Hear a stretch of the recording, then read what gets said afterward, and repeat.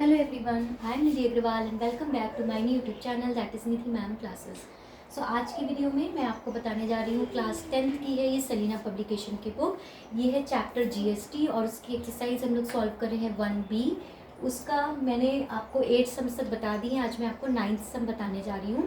9th सम में देखिए क्या बताया गया जीएसटी में। यहाँ पे 3 पर्सन है, होलसेलर, डीलर एंड कस्टमर। अब जो ये होलसेलर है इसने डीलर को कितने रुपीज़ के एमआरपी के प्रोडक्ट दिए 6000 के, बट उस पर डिस्काउंट देने के बाद दिया। तो डिस्काउंट कितने का दिया 20% का। डीलर ने आगे जब कस्टमर को दिया तो उसने भी डिस्काउंट दिया एमआरपी पे कितना 10% का। ठीक है, डिस्काउंट हमेशा जो भी देते हैं वो एमआरपी पे देते हैं, तो दोनों जगह यहाँ पे हम लोग एमआरपी पे ही डिस्काउंट देंगे।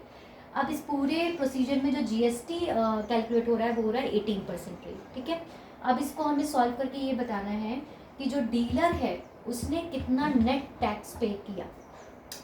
अब आते हैं हम लोग सबसे पहले होलसेलर के केस में। तो होलसेलर का सबसे पहले सेलिंग प्राइस निकालेंगे। मैंने बताया था हर एक क्वेश्चन में स्टार्टिंग हमेशा सेलिंग प्राइस से होती है, बट यहाँ होलसेलर के केस में सेलिंग प्राइस हमें चूंकि दिया नहीं, निकालना पड़ेगा, तो उसका फॉर्मूला होता है मार्क प्राइस माइनस डिस्काउंट। तो पहले हम लोग डिस्काउंट की वैल्यू कैलकुलेट कर लेते हैं। हमें परसेंटेज की फॉर्म में पता है लेकिन हमें वैल्यू वाइज नहीं पता।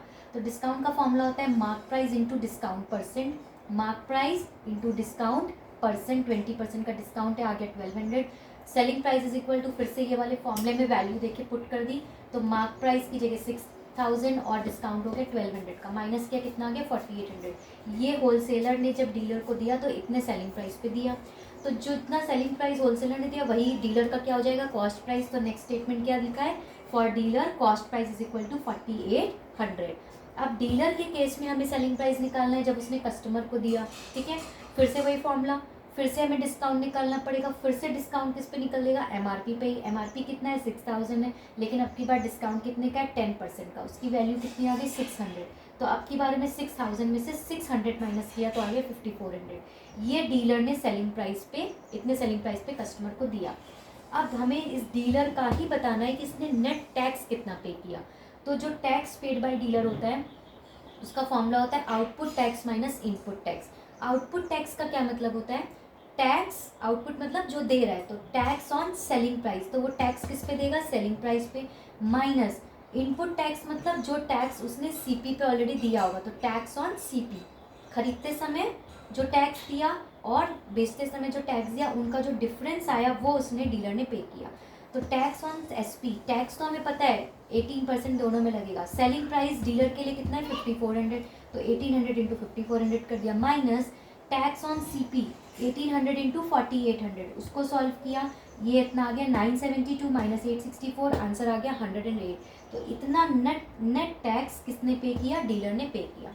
तो आपने देखा कितना इजी था। हमें हर एक केस में सेलिंग प्राइस चाहिए होता है और कॉस्ट प्राइस चाहिए होता है। फर्स्ट केस में हमें खाली सेलिंग प्राइस चाहिए होता है। जो भी सेकंड पार्टी होती है या तो डीलर होता है या पिछले क्वेश्चंस में सिटी दिया हुआ था कि बताइए इस सेकंड सिटी में, तो हमेशा सेकंड सिटी में हम लोग नेट टैक्स निकालते हैं।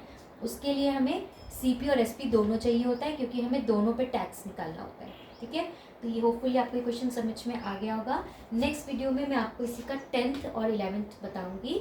तब तक मेरे चैनल को सब्सक्राइब करना मत भूलिएगा, और कोई भी क्वेरी हो जीएसटी से रिलेटेड तो आप मुझसे कमेंट सेक्शन में पूछ सकते हैं। Thank you so much, bye bye.